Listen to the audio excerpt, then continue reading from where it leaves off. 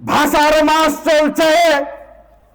যে বাংলা ভাষা পাওয়ার জন্য আমাদের বাংলাদেশের নাগরিকরা নিজেদের জীবন উৎসর্গ করেছিল, আজকে ভাষার মাসে এই মুনাফিক ডক্টর শফিকুর রহমানের নারীদেরকে নিয়ে যে অসম্মানমূলক বক্তব্য, কি ভাষাতে কথা বলবো আমরা খুঁজে পাই না। ভাষার মাসে আমরা প্রতিবাদ করতে জানতে পারি না, কি ভাষায় উত্তর দিলে এই মুনাফিকরা বাংলাদেশের নারীদেরকে সম্মান করা শুরু করবে। আমরা এই ভাষার মাসে ভাষা খুঁজে পাচ্ছি না।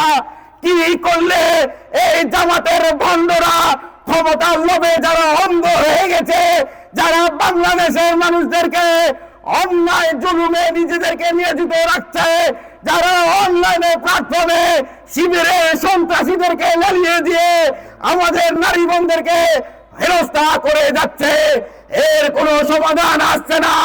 এই ভাষার মাসে কি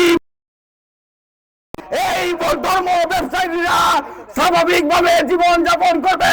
কোন ভাষায় প্রতিবাদ করলে এই শিবিরের মুনাফিকরা সুস্থ ধারায় রাজনীতি করবে? সেই ভাষা আমাদেরকে এখন খুঁজতে হবে। সংগ্রামী নেতৃবৃন্দ,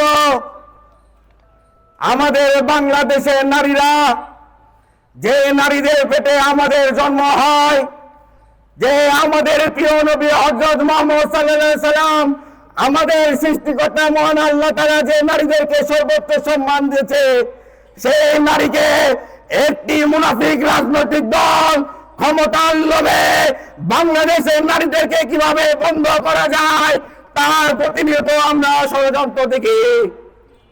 আমরা আজকে প্রতিবাদ বিক্ষোভ সমাবেশ থেকে বলতে চাই, ডক্টর শফিকুর রহমান, তুমি সেই নারীদেরকে বেশ্যা বলেছো যে নারীরা আমাদের বাংলাদেশের ছোট্ট শিশুদেরকে প্রাইমারি স্কুলে নৈতিকতা শিক্ষা দেয়। তুমি সেই নারীদেরকে বেশ্যা বলেছো।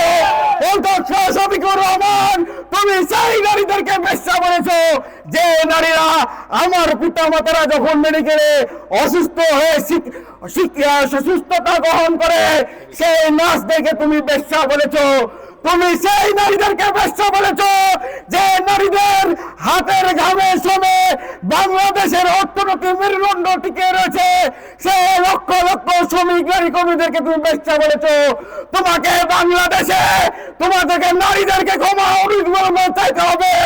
বাংলাদেশের নারীদের প্রতি তুমি ক্ষমা না নিয়ে তুমি বাংলাদেশে সুষ্ঠু রাজনীতি করার আর কোনো অধিকার তোমার থাকে না।